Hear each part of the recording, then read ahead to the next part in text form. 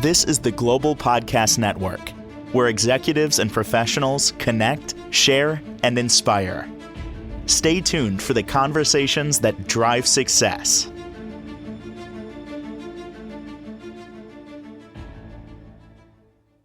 Well, this might come as a surprise to many of us, but there's something that is shaping and molding your life, holding you back from things you want to achieve, holding you back from joy in your life. All comes down to one thing. Four-letter word, starts with F. It is fear. We all have it. It's in us. Why? Why do we have to have fear, whether you want to admit it or not? We all have it. It's there for a reason. Sometimes, or many times, we have more fear in us than we really should have. We're going to dig into that today, see if we can change that. She is a clinical counselor, certified temperament counselor. She is also somebody that helps people pilot their lives forward with many different credentials. She's been helping people overcome fear and so much more for well over a decade and a half. And great to have her back with us. Marie Lawson is on the program. How are you doing today? I'm doing great. Actually, it's Marie Lawson Singleton. So I had that on one screen, and then I have it, and I have Marie Lawson on the other. So Singleton, we shall add. Yes. And thank you for having me. It's fun. I'm looking forward to what we're going to dig in today. I have so many questions, and this, it is the baseline. Let's get this out of the way. It is really the baseline for how we operate. We come from a place of fear, no matter what. Would it be safe to say that? Mm-hmm. That is true, and it's a way we respond to our environment. So I heard something, and I want your feedback on it. Okay. That there are only two fears that we're born with: fear of falling and fear of loud noises. All the other fears that we have, think about it, all your fears, what are they? They are learned. What do you think about that? Correct. That is correct. Really? That is, yeah. You know, I even try to, come up with examples, like, even hypothetical, somewhat of a fun one, depends on who you are. Arachnophobia, fear of spiders. Mm-hmm. Why do we have a fear of spiders? I'm thinking, because our mom had a fear of spiders. Or somebody else in our world as a child. So then we pick that up. Oh, yeah, spiders are bad. Bad. Spider. There's one, run, do something, crush it, whatever it might be. But fundamentally, if nobody was afraid of spiders around you, you probably wouldn't be afraid of spiders, right? Yeah, that is true. And again, it's a learned behavior, and we learn what we're around. We're learning from our families. We're learning from, of course, your parents. Because you're around them all. So what they fear, usually you will fear. Yeah. It's funny when you start thinking about it. And then I guess it's evolution that puts fear in us. The loud noise, understandable. Mm-hmm. The falling, think about cave people, climbing up on a mountain to get dinner. Gotta be careful. If I fall, that's over. So any other fear, I guess I wonder about fear of water. I'm thinking deeper about that one. Well, let's put it this way. Fear is it's a way to develop how we protect ourselves from what is considered a threat. It's a vital response to physical or emotional danger. Okay? So that's basic for where it starts. Right? So if we look at fear, it's saying there's something that's a threat. I like what you said, emotional too. Didn't even factor that in, but we have a fear within us when it comes to emotion. And, we might even be putting up blocks when it comes to relationships. And ultimately it comes down to fear of insert whatever you want, fear of getting hurt. Yeah. Fear of failing. There's a big one. Fear of failing. Oh my gosh. It's probably something that holds many of us back from many, many different things, making decisions and all of that, right? Correct. And what it does, it creates in us, we develop what's called an extreme flight, fight, or freeze response to an object or a scenario. You know, I never really thought of the freeze thing as deep as I am Mhm. right now. But when you need to make a decision and there's fear involved, let's say it's a business decision, work decision, making a phone call, uncomfortable. What do? Mhm. You freeze. You freeze. Correct. And then you don't do it. You froze. I can't make the call. I can't go in and ask for a raise. I know I deserve it, but I'm just uncomfortable doing that. I don't like confrontation. I'm afraid what the boss is going to say. Maybe they're going to fire me because I think I want more money. On and on and on and on. You froze. You froze. How do you unfreeze in many situations? Well, this is where counseling is needed to help Mm, you get to the root of the whys and how to unpack that. I want to also, and it's been proven that around age 8 to 12 months of age, usually is when children start to see signs of fear. wow. You said months, right? That's correct. Wow. I mean, just think of you're just a little kid in your crib. Mhm. And even though you don't understand the words, you can see, you can process, you can feel. Mhm. Interesting.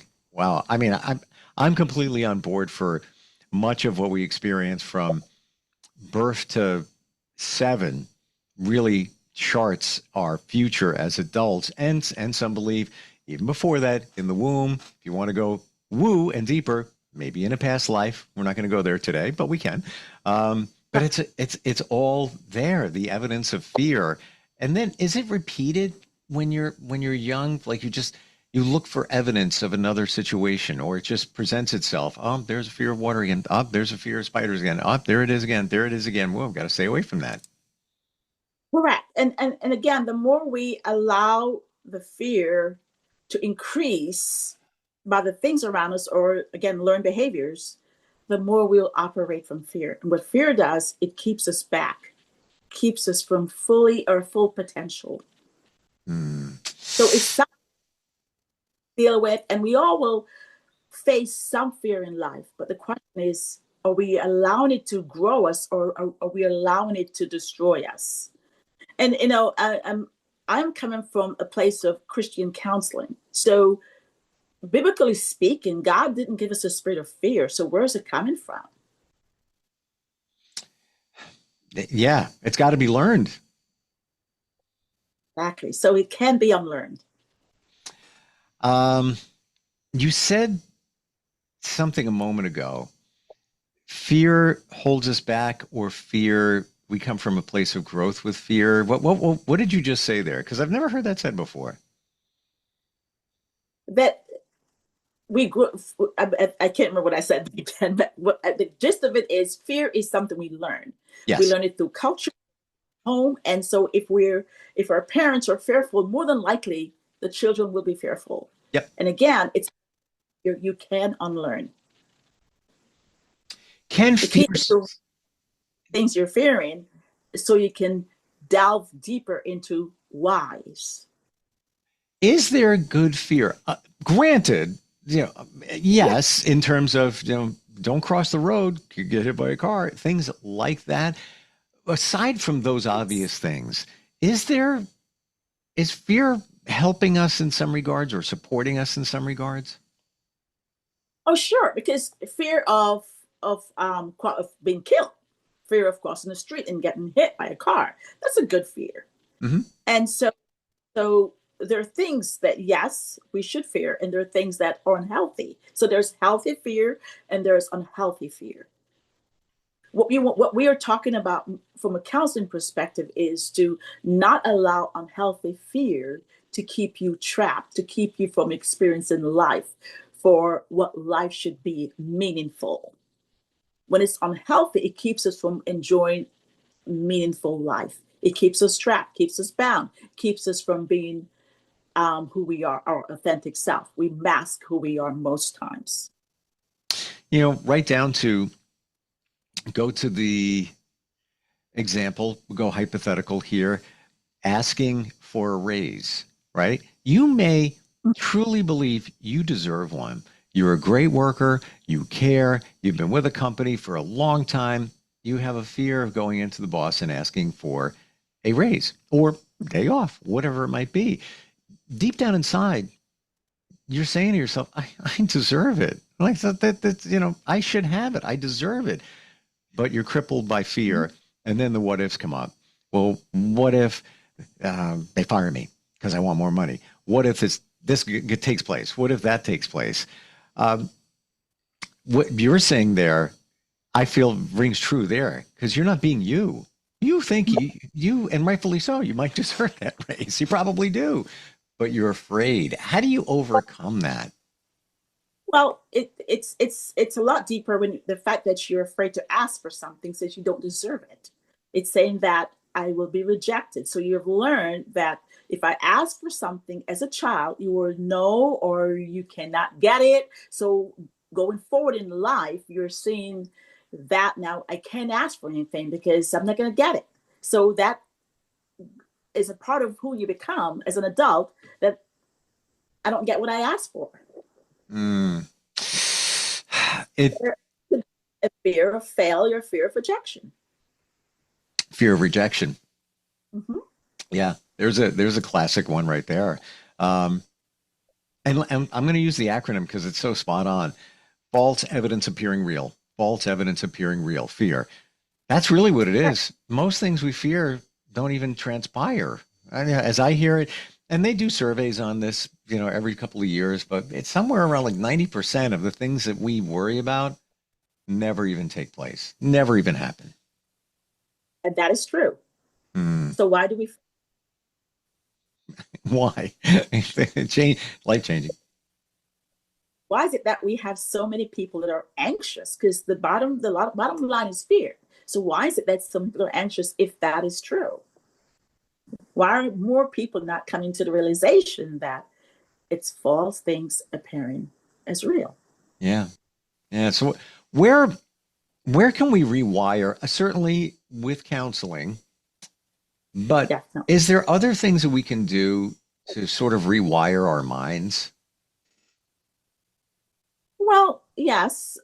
It takes one, I would say, understanding who you are, and that's going to take, again, some form of therapy to understanding who you are if you're having difficulties. Growing in who you are, being more self-aware as an adult. Will unpack how fear is affecting you. The other aspect is, what are the problems you're seeing that says it's equate to fear? Fear is holding you back. So those are things you want to look at to be able to unpack fear. Within the last year, I'll share a personal situation, if I may, and in terms of the shift, always had a fear of a routine blood test. Grown man, I would fear it. I don't know where that fear comes from. I would have it on a schedule, make the schedule online. Then, it's tomorrow. I'll get to it next week. Let me just change that. Next week would come along. Let me just change it for another week. It's not a rush. It's a routine, whatever. And then I would go, and then I would worry. Well, what if I pass out? What if this? What if that? And I flipped the script, if you will, to think, I'm getting information for me. I'm doing something finally for myself. Maybe the information might not be exactly what I wanted, but we'll just change things and it will make it better. Or it might be, everything's perfect. And I flipped it to the point where just the mindset of thinking of that, it doesn't bother me anymore. And as a matter of fact, I had to go for a procedure. They thought I had stage 3 cancer back in February. It was a mistake, but to confirm it, I had 6 needles stuck in me, in my neck. And I'm sitting there, actually laughing. They're like, "What are you laughing at?" I'm like, "This is fun." Like, how much pain am I going to feel, before they numb you up and all that? And it's like nothing. Like, I don't even think of it anymore. And this is going back, decades. And I just flipped the mindset. Was it easy? No, took a little bit of time. But it's like a complete 180 on the whole situation. I don't know if that works for everybody, but just looking at it from a different way made a difference for me in a fear. Like, it was a real fear. Well, and it could also, it's a real fear for you, of course, fear of needles. Yeah. Okay. That could be a phobia for you, right? Another word is phobia. Hmm. Hmm. So is a fear of needles. Okay. So if that's the case, then every time you think of a needle, it's going to bring some form of fear. Yep. So the key is to understand what is the fear and what is the worst case scenario could happen, and bring that wall down. Yeah. Because once you explore the worst case scenario, that will make that fear become smaller. And now you can embrace doing the blood work. And that's essentially what happened, because I'm thinking, all right, if I pass out, so what? Right. Um, Yeah. if I get queasy, so what? None of those things ever happened. And then I looked at it like, it's 30 seconds, not even. Like, every single time I turn around, like, oh, you're done? Like, just like you say, minimizing it, bringing in the wall. And that's a great way to look at it. The fear wall, it's up high, a little lower, a little lower, a little lower, to the point where there's no wall anymore, just not even there. Yes, absolutely. Hmm. You got it. Yeah, same thing, fear, phobia, spiders and all of that. What's the worst that could happen? Yeah. Majority of them don't bite. There's a number out there that you're always within 8 feet of a spider, no matter where you are. Mhm. And what is it going to do? Okay, so a black widow that can bite you, whatever. You'll know if you see one, trust me. But aside from that, where's the fear? It's wherever my fear of needles came from. Maybe as a kid, maybe I had a bad experience and I don't remember it, but it's been ingrained there. Same thing with the fear of spiders. That had to come from somewhere. And again, probably from our parents and their parents and their parents. And what did we do? I mean, people, would say to their kids, "Oh, get that spider." You're putting a fear in them. You're not intentionally doing it, but you are. I guess it's environmental. If it's repeated over and over and over, it can. Yeah. Hmm. What are some other ways to overcome, fears that we might have? I think one of the main thing to do is to talk about it. Once you can identify you're fearful of something, is to have discussion around that or seek help. I would say the main way to overcome is to seek out good counseling to help you walk through it, so that it's not something that keeps repeating itself. What I find is that sometimes we get help, but we are going around in circles and not getting the results we need. And so the Yeah. key is to seek good counseling, biblical counseling, because it works, Yep. to help you need, so that you can overcome that fear and not keep going around in circles and circles. Know how to deal with the triggers. What are the triggers? What's the when was the first time you experienced fear? Mm. And dig from there, and get to the place where you can embrace fear in a healthy way. And a lot of this stuff can come from our childhood, and you might not even remember it. Again, I'm like every other kid. Probably there's a fear of needles, and that may even be, your parents like, okay, it's going to be all right. We just have to get a little shot. You'll be okay. It's well taken, but what are you doing? You're scaring the kid because oh, really? I got to worry about it. Why is mom talking like that? Why is dad saying that about the needle? What? They're just preparing you for it. But again, that could be bringing up fear. But definitely verbalizing it. Phlebotomist, I would go to the phlebotomist and I would say, listen, I'm a baby. I'm telling you right now, I would be talking to them, but layers deeper for other fears, talking to a counselor about them. What is the difference between a phobia and a fear? Well, a phobia is going to be where it's something that you keep. For example, if you think of the blood, right? It's it, it's a perspective.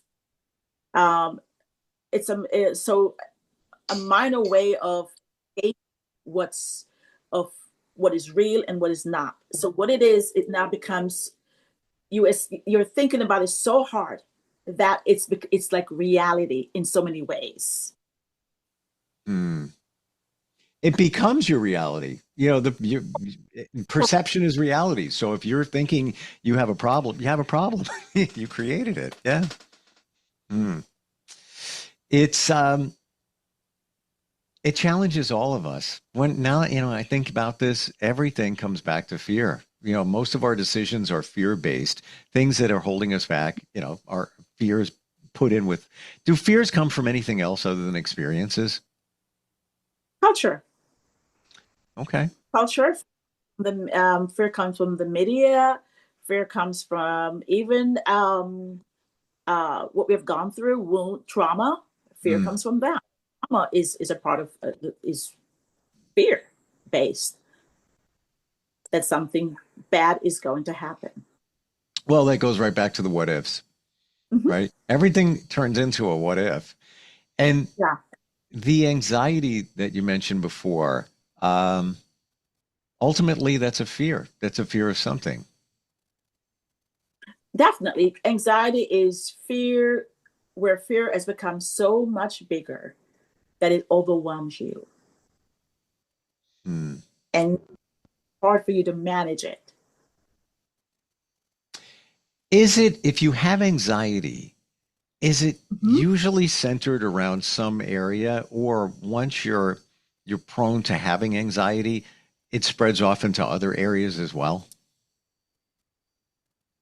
Well, yes, because there are different kinds of anxiety.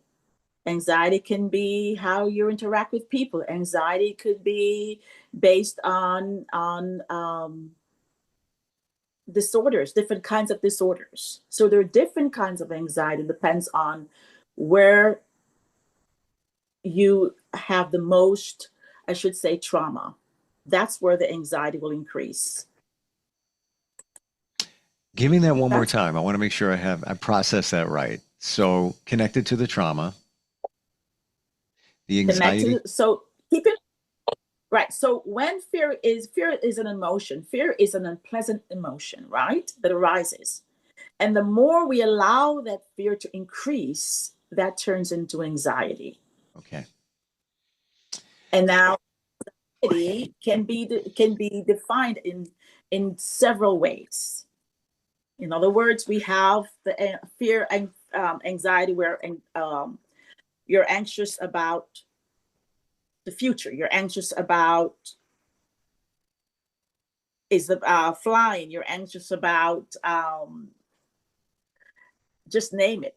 You're anxious about it. If you hear the bell ring, you're anxious about it. So anxiety is a feeling of worry.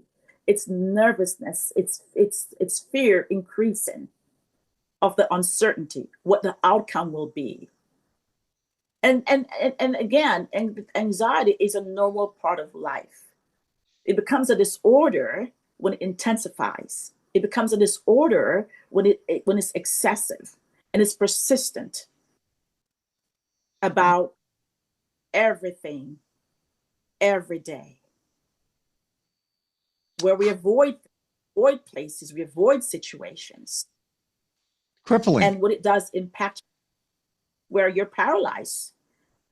It's hard for you to operate. It's hard for you to do anything, and so it's now it becomes a disorder where you are now needing help to break maybe medication as well. In some instances, you will need medication if it becomes too much to for you to cope daily. The baseline here is counseling, talking about it, working your way Yes. through. I might have needed, even for the blood test. We need to have labs. It's the way it is. More when you get, older. Um, I might have needed counseling for that. kind of worked on it myself, but it doesn't always work that way at all. You work with people on anxiety, behavioral therapy, so much more, couples counseling. How do we find you, Marie? What's the best way? Okay, I can be found at www.preparedapproach.com. And do you have So just a discovery call? Do you do something like that as well? yes, and I do webinars, so I'm constantly online. So you can reach me. You can join one of my webinars as I do them quarterly to help you to dissect what you're going through, where you need help. And I think I also wrote a book to help with anxiety that's available on the market right now. So this is helpful to help you work through it individually as well. I have to tell you, I love the title and those two words, live free. We have chains around us, fear chains with anxiety. Live free says it all right there. Is there a link on your website to the book? Yes, there is. Beautiful. Marie, thanks for all the insight today. This is probably one of the most important things we could ever do a podcast on. One of the most important, because it's kind of the baseline for a lot that is holding us back. And I appreciate you being here today. Okay. Thank you for your time. This is the Global Podcast Network, where executives and professionals connect, share, and inspire. Stay tuned for the conversations that drive success.